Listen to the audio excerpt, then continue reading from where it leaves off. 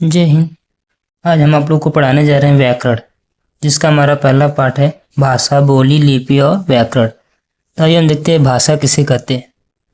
भाषा किसे कहते हैं? जिस साधन द्वारा मनुष्य अपने विचारों का आदान प्रदान करता है उसे हम भाषा कहते हैं।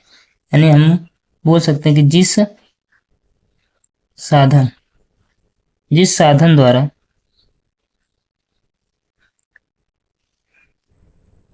उसे भाषा कहते हैं।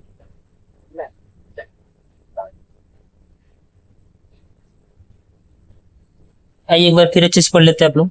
भाषा किसे कहते हैं? यानी जिस साधन द्वारा मनुष्य अपने विचारों का आदान प्रदान करता है उसे भाषा कहते हैं। कहने का मतलब मनुष्य के अंदर जो विचार है उसको जिस माध्यम से उसे प्रकट करेगा, अगला व्यक्ति को समझाएगा, वही उसका क्या हो जाएगा? भाषा हो जाएगा। भाषा के दो रूप होते हैं। कितने रूप होते हैं? दो। आइए देखते हैं भाषा के भेद।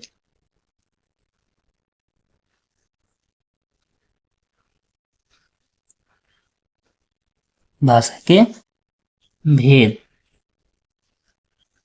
जिसे हम अंग्रेजी में बोल सकते हैं काइंड्स ऑफ लैंग्वेज। क्या बोल सकते हैं? Kinds of language. अब भाषा के दो भेद कौन कौन से हैं?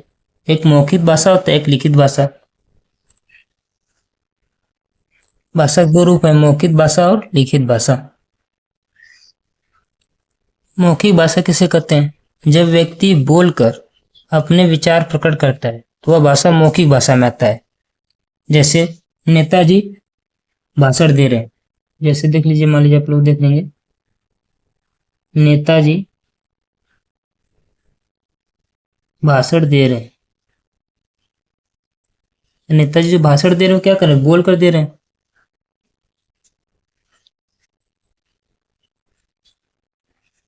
बोल कर दे रहे हैं तो हमारा मौखिक भाषा हो जाएगा। अब आइए लिखित भाषा किसे कहते हैं? लिखित भाषा, जब व्यक्ति लिख कर अपने विचार प्रकट करता है तो वह भाषा का लिखित रूप कहलाता है। जैसे पिताजी ने पत्र लिखा, जैसे पिताजी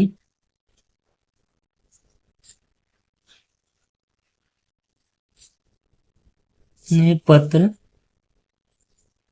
लिखा,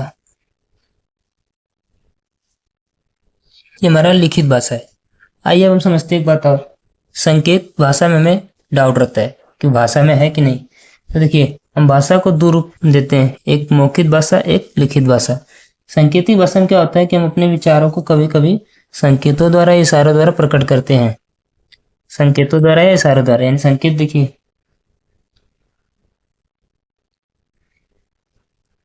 तीसरा ले लीजिए संकेत।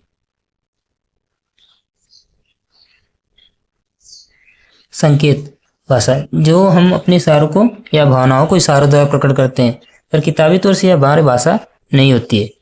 हमारी भाषा सिर्फ दो होती है, लिखित भाषा, सांकेतिक भाषा। आइए समझते हैं आज हमने क्या पढ़ा।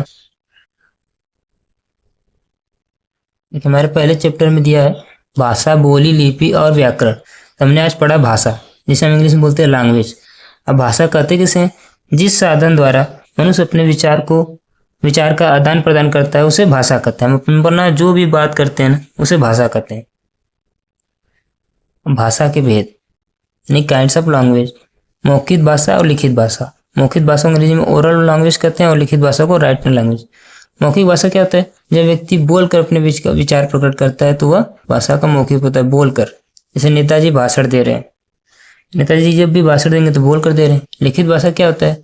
जब व्यक्ति लिख कर अपने विचार प्रकट करता है तो वह भाषा का लिखित रूप कहलाता है। जैसे पिताजी ने पत्र लिखा। सांकेतिक भाषा उसमें लिया नहीं जाता है। सांकेतिक भाषा सांकेतिक भाषा इसलिए लिया जाता है क्योंकि हम अपनी हर एक बात संकेत के रूप में नहीं कर सकते हैं, कुछ ही कर सकते हैं। चौराहे पर खड़ा यातायात जो पुलिस होता है वो सांकेतिक भाषा कर सकता है। आज हमारा ये था। धन्यवाद।